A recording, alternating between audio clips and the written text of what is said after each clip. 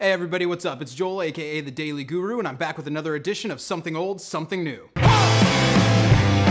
Okay, for Something Old today, we're gonna go back to one of the coolest and most important records in all of music history. Without it, music simply does not progress the way it has. We're gonna talk about the first EP from Minor Threat. Now, the original EP was 8 songs, clocking in at a massive 9.5 minutes, but it's been re-released in a ton of different ways, so you may know it like this. It's been released with covers that are green, that are blue, that are yellow, the red one as a 12-inch, as a 7-inch, as a double 12-inch. There's a million ways to get it. The important thing is that you get it. This is the beginning of hardcore. This is where punk rock is completely done and hardcore begins. Minor Threat is hardcore. While the idea of hardcore music had kind of been brewing and manifesting itself in different ways for a while, it's this album that gave it life, it's this album that gave it a name, and it's this album that gave hardcore purpose. The fact that it's 9.5 minutes tells you one thing: there's no filler. This album makes other punk bands look like they're jam bands with how economical they are with their music. The energy and the attitude all across the album are unsettling. It is that good. It just grabs you, it punches you in the teeth, and by the time you come to, the album's done.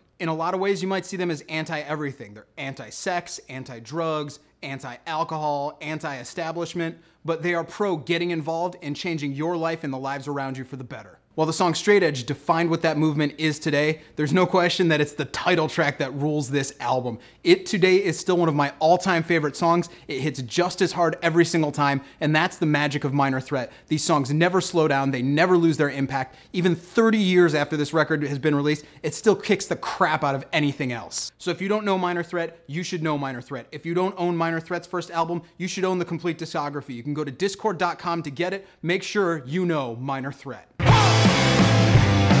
Okay, so today for something new, we have a record that a lot of people recommended I go check out. They said, you gotta hear this, you gotta hear this, you're gonna love it.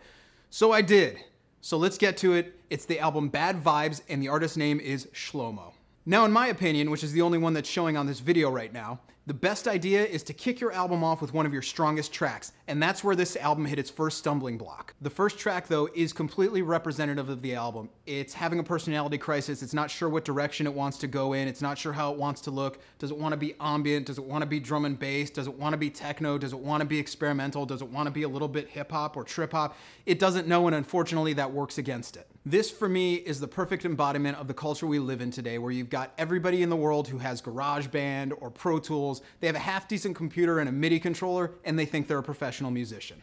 There's just too much going on in these tracks. It's like somebody who was sitting in their room and just kept adding and adding and adding, and there was nobody there to say, stop, you're ruining a really great sound, because underneath a lot of these tracks, there are really, really good textures, but he just keeps adding all of this garbage on top of it, and it completely ruins the mood. Or maybe it's not so much the layering, but it's his lack of understanding about the word balance. There's a lot of the instruments and a lot of the sound effects that are way too far forward in the mix. It becomes distracting from the sounds that he has going on in the background. I will say, I was getting hopeful when I heard the song It Was Whatever, because I said, there's gonna be a redeeming quality. There's gonna be something good that I can spin on this. But about a minute and a half in, he just ruins it again. He adds too many layers. He adds this really annoying click that runs throughout the album. It is the worst aspect of the album. I don't know if he's trying to make this his signature sound, but it's out of place, it's annoying, it's distracting, it is what ruins this album. So when it comes down to the buy it or borrow it for Shlomo's Bad Vibes album, it's definitely not a buy, and I'm reluctant to say borrow it. It's not that it's a bad album,